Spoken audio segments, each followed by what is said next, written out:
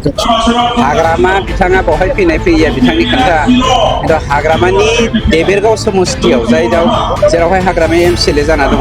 बेवहाय आंनि अनसुलि बिसिखौ इउपिपिएल दोलोनिफ्राय केन्डिडेट होनो आं चिफ सारखौ रिकुवेस्ट खालामबाय दं हाग्रामानि बेरेखायनो आं थांबाथ' जारलायानो जाबाय आंनिफ्राय एसेसो चेलेन्ज खालामदों बिथाङा फैनो सिगां आंनि बिसिखौ फेजेनग्रोदों बिनि उनाव आंखौ फेजेनफैदों जायखियानो केन्डिडेट जाया मानो इउपिपिएल दोलोआ 12 नं चिरां दुवाराव देराखै 9,000 मानसिया गेदारिं जादों 10,000 जायाखै नंखाय बुंनानै लाब गैया जुदि जोंनि आदिबासिफ्रा बा सानथालिफ्रा बाहागो लानो हानायबा 10 निफ्राय 12,000 मानसि गेदारिं जानायनि जों टारगेट लादों अब्लाबो जोङो सेटिसफाइ जुदि मोनसे न'खरनिफ्राय सासे फैदोंबाबो 9,000 मानसिया बेवहाय गेदारिं जादोंबा 9 सानजाबथाम 27,000 जोंना इउपिपिएलआ मोननानै दंखायो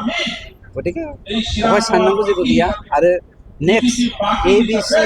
XYZ जायखियानो केन्डिडेट जाया मानो इउपिपिएल दोलोआ 12 नं चिरां दुवाराव देराखै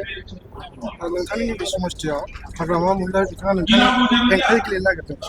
हाग्रामा बिथाङा बेवहाय फैया बिथांनि खोथा खिन्थु हाग्रामानि देबेरगाव समस्तियाव जेरावहाय हाग्रामाया एमसिएलए जाना दङ